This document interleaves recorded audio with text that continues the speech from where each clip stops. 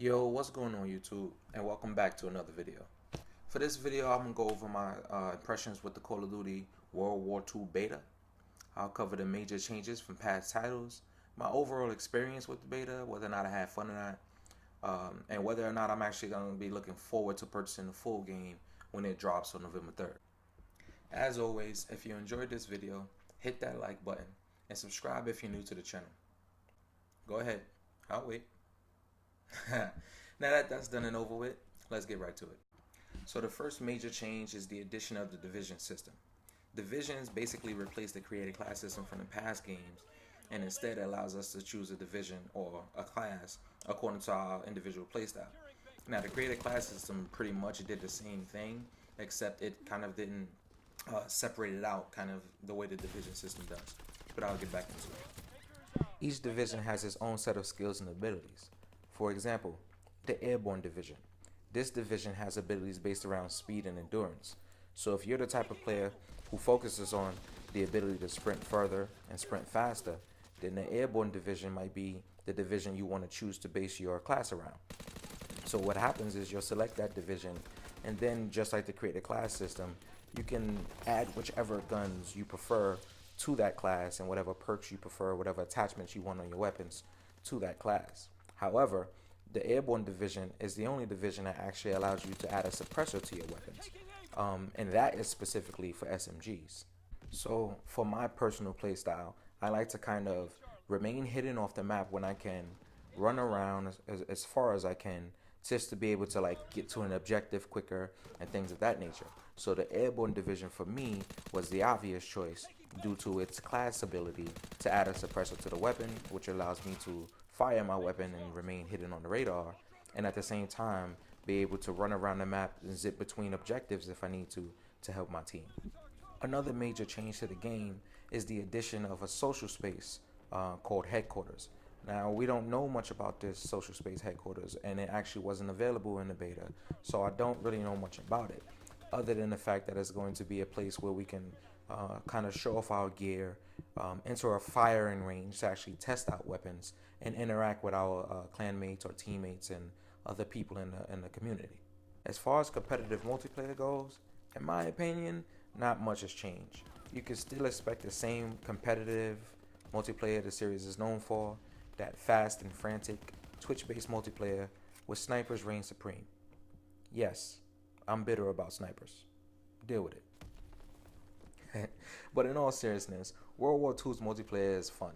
It's fast, it's frantic, it's anxiety ridden, but in a good way, and it's everything we've come to expect from the Call of Duty franchise. Not including the jetpacks and super abilities of games like Black Ops 3 and Infinite Warfare. And if you love those games, then that's all good and well too. But bringing it back to the World War II setting with weapons like the M1 Garand and the overall kind of cinematic theater of it, it makes the game feel fresh. And then that includes the multiplayer as well. And the depth that the division system offers is exactly what we need to make the journey to unlocking these rewards feel fresh and new. Overall, my impressions of the World War II beta are positive. The PvP was fun, even though it was pretty much what I expected. The addition of the division system and then like the basic training, I think it's like ribbons, but it's basic training, which essentially replaces the perk system of past games. Things like that, it's enough to keep me coming back to the PvP, if anything, just to get in and play with friends. But war mode.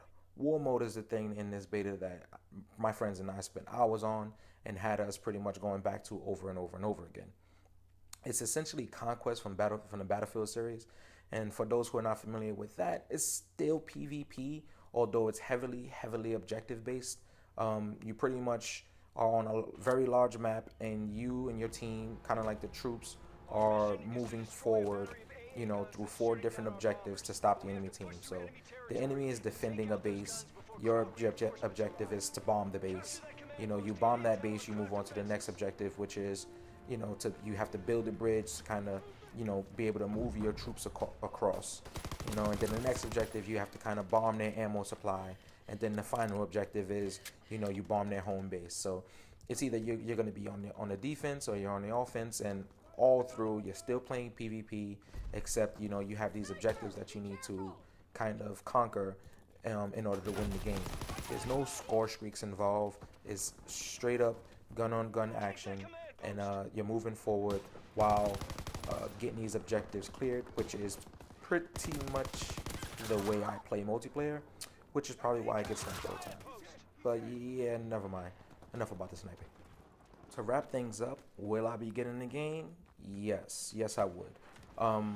Zombie mode is something that was not even included in the beta, but in past games I've had tons of fun and spent hours and hours in zombie mode. War mode, as I mentioned, is amazing. If they can offer more maps and more, I guess, different variations of the objectives in those modes, that alone is worth the price of admission, in my opinion. And then it would be interesting to see how this headquarters kind of play out. Then there's the story campaign, which, you know, I'm not expecting 20 hours worth of story missions in the campaign mode, but you know, it's still something that I can invest a little bit of time in. And then, you know, when all is said and done, PvP is still something that's, you know, you can kind of deep dive into, and it'll give you, you know, at least a year, right, worth of playtime before the next title drops. And then I'm pretty sure well after that. Alright guys, so that's going to do it for this video. I'm sorry for bringing my impressions of the World War II beta kind of late, but a little game called Destiny 2 actually dropped on September 6th, so you can pretty much blame Destiny 2 for that. But you can expect some Destiny 2 content coming to you soon. And when Call of Duty World War II, I like to call it World at War II, but basically when the next Call of Duty drops on November 3rd, I'll be picking that up and bringing you some gameplay of that as well. Alright, so that's all for me.